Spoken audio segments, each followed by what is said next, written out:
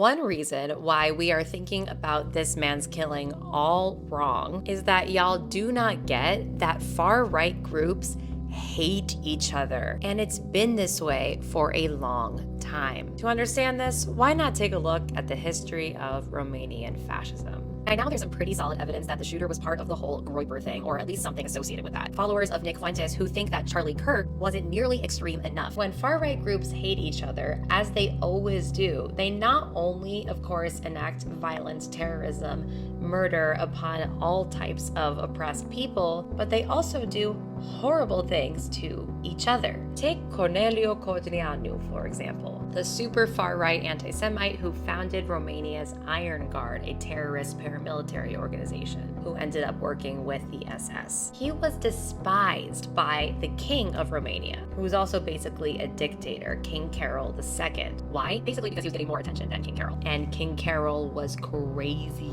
So King Carol started funding another political party called the White Eagles, which was also far-right and fascist, and was founded pretty much purely to annoy Codreanu. When the leader of that party, Mihai Stălescu, was recovering from an appendix surgery, a bunch of Codreanu's legionnaires came in the hospital room, shot him with 24 rounds of ammunition, and then chopped his body up into steak-sized pieces. After locking him up, Carol eventually had Codreanu and a bunch of his legionnaires strangled and then shot up their bodies to make it look like they had escaped from prison. The point here is that when fascists turn on each other, it's insanely and extremely violent, but also that fascism doesn't work the way that we often imagine it does. It doesn't work like a lot of other political ideologies, but rather more like a host of violent ideologies competing with each other, with people doing literally whatever they can to get ahead, or sometimes, possibly in this case,